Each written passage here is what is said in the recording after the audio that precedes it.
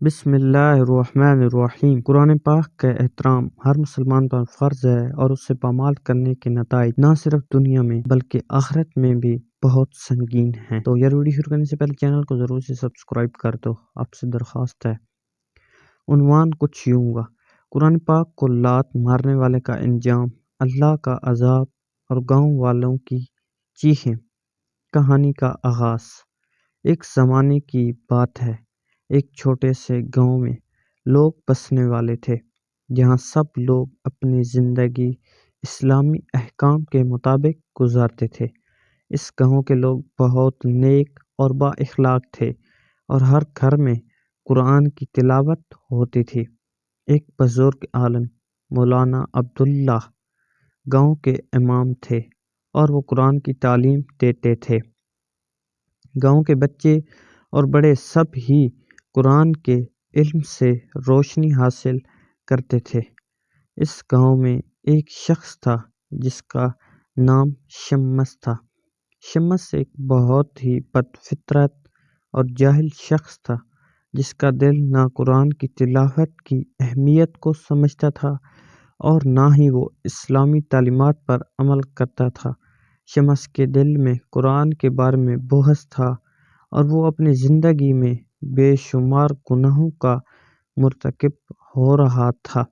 تو یار ویڈیو پسند ہے تو ویڈیو کو ضرور سے لائک کر دینا اور پیار سے کمنٹ کر دینا کہ یہ ویڈیو آپ کو کیسے لگی ہے۔ قرآن کی بے حرمتی۔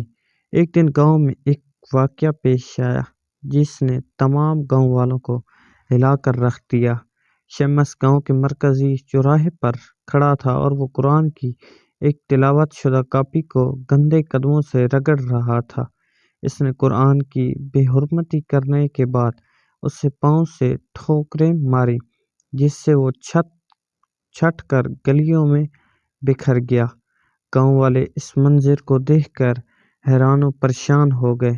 کچھ لوگ خوف کے مارے خاموش تھے، جبکہ کچھ کی آنکھوں میں غصہ اور اضطراب تھا، لیکن کسی میں اتنی ہمت نہ تھی کہ وہ شمس کو اس عمل سے روکتا۔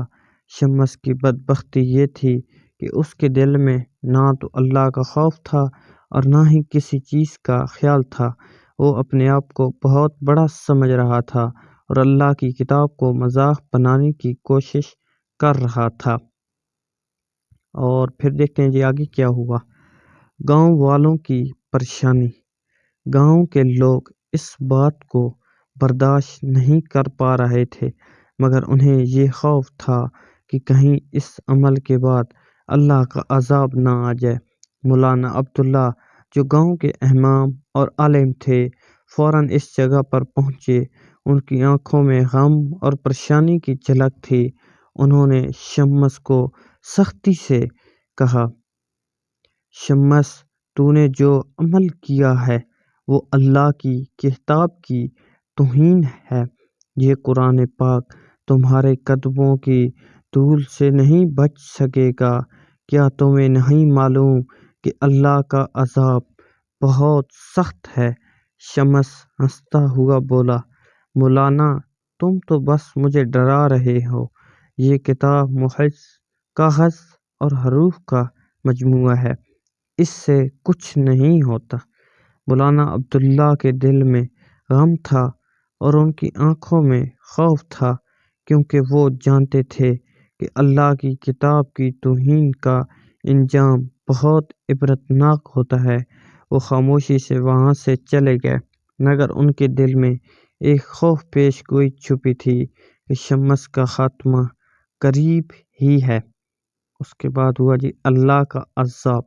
رات کی خاموشی میں اچانک گاؤں میں ایک عجیب و غریب آندھی اور طوفان آیا۔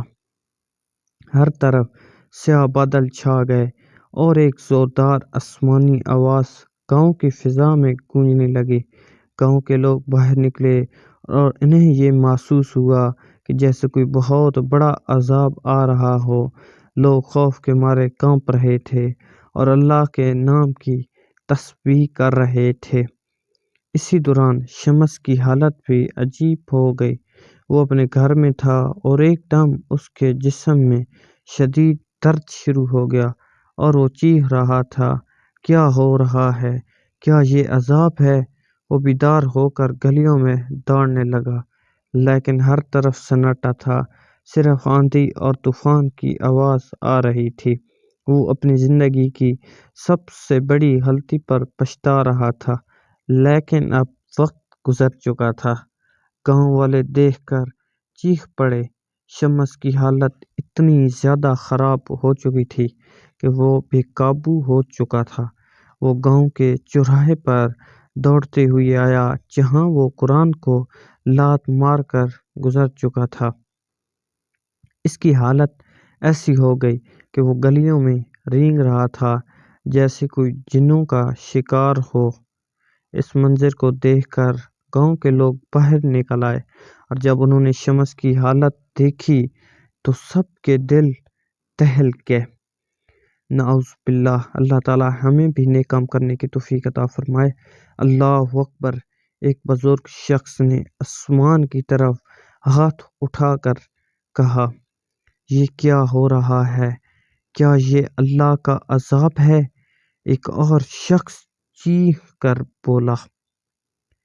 گاؤں والے شمس کی حالت دیکھ کر خوف زدہ ہو گئے، اور ان کی آنکھوں میں خوف کی جھلک تھی۔ سب لوگ اس بات پر یقین کرنے لگے کہ یہ اللہ کا عذاب ہی ہے جو قرآن کی بے حرمتی کرنے والے پر آ رہا ہے۔ شمس کا انجام کیا ہوا تو وہ دیکھتے ہیں جی۔ شمس کی حالت دن بدن بگڑتی گئی۔ وہ ہر وقت درد اور تکلیف میں مبتلا رہتا۔ اس کا جسم ٹوٹ چکا تھا اور وہ روتا رہتا تھا۔ وہ اپنی زندگی کی سب سے بڑی غلطی پر پچھتا رہا تھا، لیکن اب اس کے پاس توبہ کا کوئی راستہ نہ تھا۔ اس کے گناہوں کا بوجھ اتنا زیادہ تھا کہ وہ اللہ کی رحمت سے مایوس ہو چکا تھا۔